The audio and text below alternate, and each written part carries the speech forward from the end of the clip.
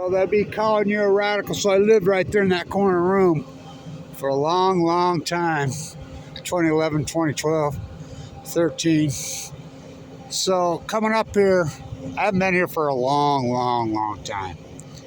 I didn't know if I was going to be able to handle it. Driving, I took the same route. I'm headed over to protest the nuclear hub poison thing. And remember, I was given 2 months to live. I'm a 1%er. AML de novo.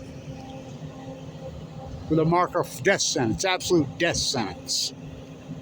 And I will quote Celeste right inside there. Kevin, come here. A lot of people don't like the way you fight in here. She says, I've been here 26 years. I love the way you fight. I grew up in New York. She says, you should be very proud of yourself. This is a couple years in the clinic. And she says, let me tell you something. I prepared your paperwork when you came in here. The doctors rank you at a red 10. I've been here 26 years. I've never seen a red 10 walk out of here alive, ever. I fully expect you to go out in a body bag that week. That's what she told me.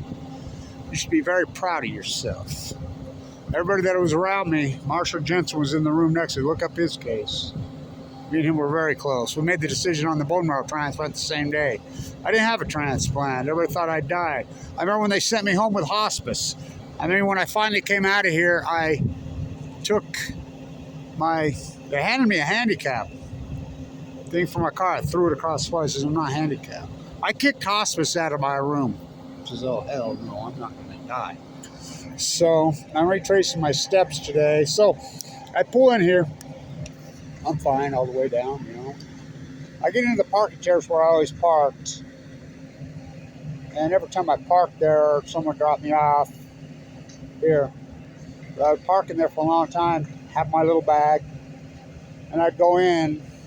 I knew there was a really high possibility I wouldn't come out. You know, and so I pull in.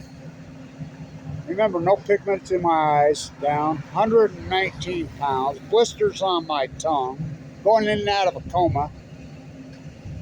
So I pulled in and I broke down. I started to cry. I got so emotional, which I don't get emotional like that. I'm like, oh my God, oh my God. I mean, I started to cry. And then, just like when I was in there, every time I started to break down, the angels would circle over me and say, no, no, no. We need you, Kevin. We need your strength. And it would just overcome me. I'd be fine. Same thing happened there. So I want to show you what I would do when I lived in here for all this time. I want to say thank you to all the beautiful, incredible nurses, the incredible doctors, Bimbo, Julie, Dr. Mitchell, all of them that saved my life. Those incredible nurses. Melanie was my favorite. My personal nurse, Whitney. Thank you for saving my life. Really, thank you. So I'm headed over there to protest. And I didn't realize this. Now, this is the intuitive mind. So I decided, are you going to go fight them today? They're going to do it today because they circled it? Yeah, I'm going. I didn't realize till I got out, walked out of the car, walking out, got all emotional, walked out. I'm like, oh my God, it's February 26th. That's the day. So I'd come right here every time I got out and I'd say a prayer right here. Put my hands together and I'd say thank you. My prayer was always thank you. Thank you. Thank you for everything you've done for me. Weighed 119 pounds. I weigh 175. Blisters on my, no pigment in my eyes. Fuck, it was brutal. Fucking brutal. I don't think people have any clue how fucking brutal. So,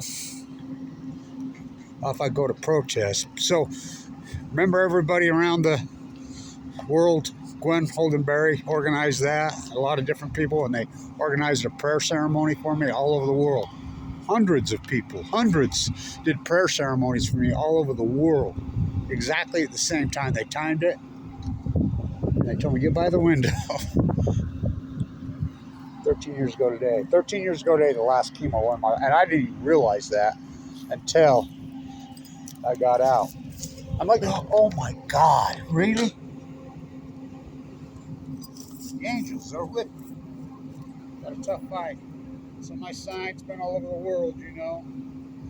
I use this cancer to... I remember one of my cancer psychologists in here told me, Dr. Mitchell, let the cancer be the cure. Let the cancer be the fight. You already know that, Kevin. So I did. I placed some time. I'd come right there, I'd say my prayer, my new flag I made. I want to say this because they used to call us Kevin and Carla, Kevin and Carla, Kevin and Carla. Both of them all had AML de novo. So I loved her so much. Her and Marshall. They both passed away in 2013 when I was down in San Onofre fighting those monsters. The same week. You never forget anything. I tell them over there, I'm representing everybody that the nuclear cartel, Fukushima, and your cover up of your lies killed. I'm in the 1% study. They ask me all the time, how'd you survive? I said, I don't really care. Let them do it. I fight the monsters that gave it to me. I didn't even realize that it was 13 years ago until I got right there. I say my prayer. I got really, really emotional. The most emotional I've been in a long time. So in I go. Here I go again on my own. Well, I wasn't on my own. The angels are with me. These incredible doctors and these beautiful nurses. Whitney, my favorite, my PA. God, she'd work on me. Excuse me, Melanie, my PA. Whitney, my great nurse, my personal nurse. Fimbo, Julie, Dr. Mitchell, Huda, so forth. Thank you, thank you, thank you. Thank you for saving my life. Nurse Fimbo coming in my room, laying this down. You seen this? Yeah, I'm going to fight. He says, I know. Yeah, I mean, that's why I'm putting all the work into you. We can't lose you. You're the greatest. You go over there and fight him. I'm quarantined.